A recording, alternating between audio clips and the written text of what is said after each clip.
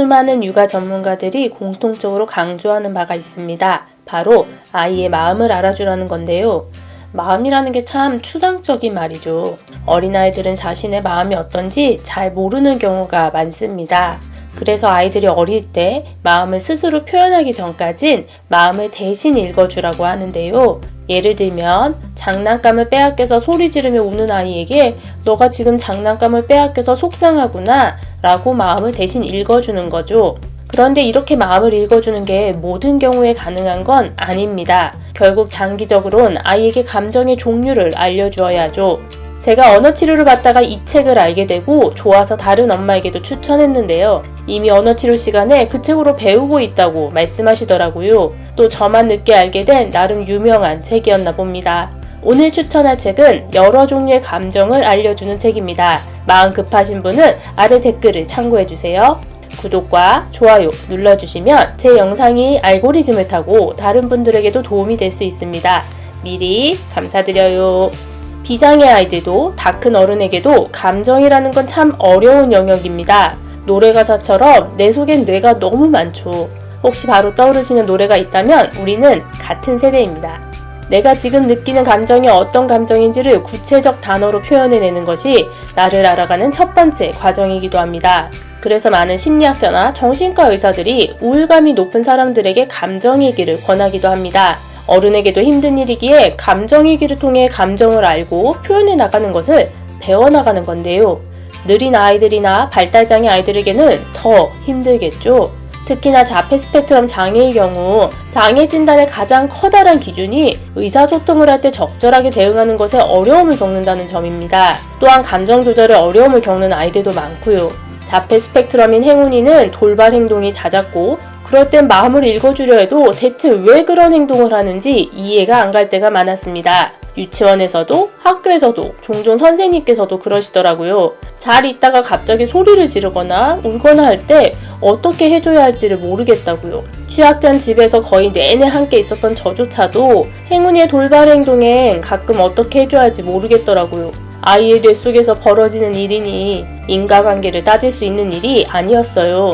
아이의 특성상 감정 조절이 어려워 돌발 행동을 하는 건 막을 수 없겠으나 적어도 남에게 상황을 알리고 도움을 요청하려면 자기가 지금 어떤 감정을 느끼는지 말할 수 있어야겠다고 생각했어요.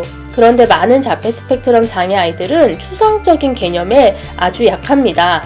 눈에 보이는 것은 빠르게 익힐 수도 있지만 그만큼 눈에 보이지 않는 것은 매우 어렵게 느낄 수 있는데요. 대표적인 부분이 시간과 감정에 대한 부분입니다. 예를 들면 아까라는 표현이 있고 이전이라는 표현이 있잖아요. 그걸 어떻게 구별해야 되는지 평소엔 전혀 인식하지 못했었는데 행운이가 지난 일들을 모두 아까 뭐 했었잖아 라고 표현하더라고요. 어제 한 일도 작년에 같이 갔던 여행도 다 아까라고 표현하는 거죠.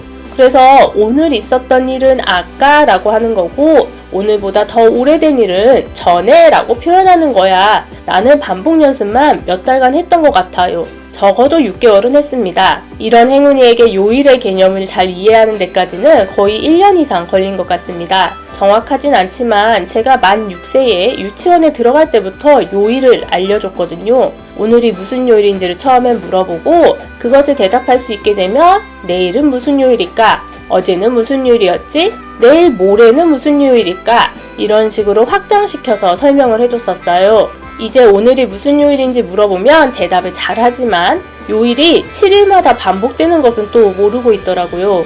다음 주, 이번 주, 지난주의 개념이 아직 안 잡힌 거죠. 그래서 아직까진 앞으로의 날들은 모두 몇 밤 자야 오는가로 세더라고요. 예를 들면 크리스마스가 오려면 몇 밤 자야 돼? 라고 물어본 다음에 매일 하루하루씩 그 몇 밤 남은 날짜를 줄여서 생각하더라고요. 시간도 이런데 최소한 시간에는 시계나 달력이라도 있지. 행운이에게 감정은 더 어려웠습니다. 자폐 스펙트럼 장애 진단을 받기 전 41개월 때 사설 아기발달 연구소에서 거금을 내고 상담을 받았었는데요. 그때 들었던 말이 행운이가 선천적으로 공감 능력이 부족한 아이니 단호하게 훈육하라는 말이었거든요. 공감 능력까지 부족하다면 더 감정에 대해 잘 알려줘야지만 그나마 어느 정도의 상호작용을 이끌어낼 수 있지 않겠어요? 그래서 감정을 알려주기 위한 이런저런 시도를 했습니다. 처음엔 가장 간단하게 긍정과 부정의 감정을 알려주었어요. 기분이 좋아? 기분이 나빠? 기뻐? 아니면 슬퍼? 하고 싶어? 아니면 하기 싫어? 이런 식으로요. 그런데 기쁘다, 기분이 좋다, 행복하다, 즐겁다, 재밌다는 다 긍정이지만 상황에 따라 조금씩 쓰임새가 다르잖아요. 마찬가지로 슬프다, 기분이 나쁘다, 속상하다, 짜증난다, 재미없다 같은 말은 다 부정적으로 들리지만 또 조금씩은 뉘앙스가 다릅니다. 긍정과 부정으로 크게 알려줬더니 슬픈 건 다 속상해로 쓰더라고요. 그래서 다음 단계로는 시중에 감정 카드를 사보았는데요. 실사의 감정이 글로 적혀있는 카드였어요. 그런데 제가 사진을 봐도 구별이 안 되더라고요. 결국 기쁘다, 슬프다, 화가 난다 등의 표정이 확연하게 달라지는 말들만 알려줄 수 있더라고요. 뒤에 의미를 설명하라고 해도 단어가 아이에게 너무 어렵다는 생각이 들었고요. 그래서 그 다음에는 9살 마음, 9살 느낌, 9살 함께 사전을 시리즈로 다 샀습니다. 상황도 나와 있고 유명하기도 하길래 읽기만 해도 도움이 될 거라고 생각했어요. 제 눈에는 책도 아기자기하고 보기에 좋아 보였는데 아쉽게도 아직까지 행운이는 관심을 두지 않습니다. 아무리 경험으로 배우는 아이라지만 저조차도 그렇게 감정을 다양하게 표현하지 않는 사람이고 여러 가지 감정을 표현할 상황 자체가 사실 많이 발생하진 않더라고요. 그렇게 시간이 흐르다가 언어치료 선생님께서 새로 책을 한 권 사줬어요. 그런데 행운이가 그 책은 아주 즐겁게 관심을 보이는 거예요. 바로 이 책인데요. 사회인지 캘린더 책입니다. 보시면 이렇게 한 장에 상황 그림과 함께 감정이 단어로 제시되어 있어요. 그리고 밑에 감정의 뜻이 나와 있고요. 어떤 상황인지 한글로 설명되어 있습니다. 감정도 한 컷으로 이해하기 어렵지 않게 설명되어 있고요. 감정에 대한 설명도 쉽고 간결하게 되어 있어서 아이들에게 말해주기 좋습니다. 재밌는 거 보시면 등장인물의 얼굴이 없습니다. 모두 달걀 귀신 같은 형태로 그려져 있는데요. 뒷부분에는 이렇게 사건 만화로 상황이 제시되어 있습니다. 여기에도 역시 얼굴에 표정이 없죠? 이 달걀 귀신 같은 그림책에다가 그림으로 표정을 그려 넣으라는 말일까요? 책을 다시 펼쳐보시면 안에 이렇게 표정칩이 들어 있습니다. 여기 보시면 분노, 슬픔, 즐거움이라는 3개의 분류로 나뉘어져 있고요. 분류별로 0%, 30%, 70%, 100%로 강도를 표현하고 있어요. 그림이라서 굉장히 표현이 세심하진 않고 얼핏 보면 비슷비슷해 보일 수도 있는데요. 잘 보면 분노랑 슬픔이 눈썹 모양이 다릅니다. 그런데 애들은 놀이 같아서 재미있나 봐요.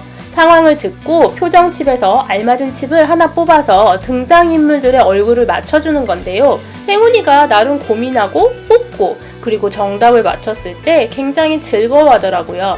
이 책을 매일 하실 필요 없고요. 일주일에 하나씩만 하셔도 됩니다. 감정 36가지에 4컷 상황 9가지 모두 합쳐도 45가지밖에 안 되어서 1년이 걸리지 않습니다. 그리고 치료 수업에 활용되는 책이어서 그런지 이렇게 감정이 적혀있는 페이지의 반대 페이지는 엄마가 어떻게 활용하면 되는지 가이드가 적혀 있습니다. 어떤 말을 해줘야 할지 고민할 필요 없겠죠? 이걸로 기본 감정을 다진 후 아이가 좀 더 감정에 익숙해지면 9살 사전이나 다른 감정 카드를 활용하셔도 좋을 것 같아요. 감정 카드도 시중에 파는 일반 감정 카드가 아니라 상황으로 나와 있는 카드를 활용하시는 게 좋을 것 같습니다. 예를 들면 옛 꿈에서 나온 원인 해결 카드 같은 거요. 이 카드는 제가 아직 행운이라 많이 해본 건 아니라서 조금 더 같이 활용해보면서 나중에 후기를 알려드릴게요.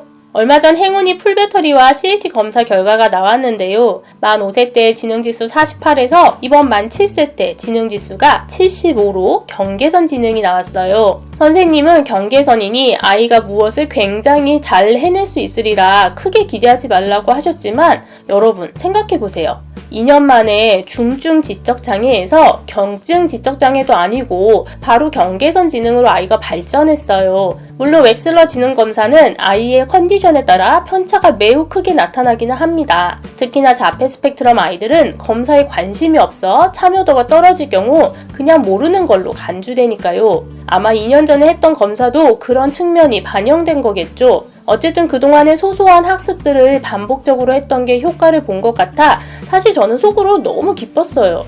분명 아이가 다음번에 검사할 때는 지금보다 더 높이 나올 것이라는 자신감도 들었고요. 검사 결과 가장 낮게 나온 부분들이 대부분 주의력과 관련된 부분이라고 하시더라고요. 그래서 ADHD 판정도 받았습니다. 약을 먹일 계획이에요. 자폐 스펙트럼 장애 아이들이 부작용을 겪을 확률이 좀 더 높다고는 하는데 그래도 약이 잘 맞게 되면 가장 저렴한 가격에 가장 커다란 효과를 볼 수 있다고 하시더라고요. 그리고 제가 약을 먹고 있어서 그런지 생각보다 약 복용에 대한 거부감이 적은 것 같아요. 전 정말 큰 도움을 받고 있거든요.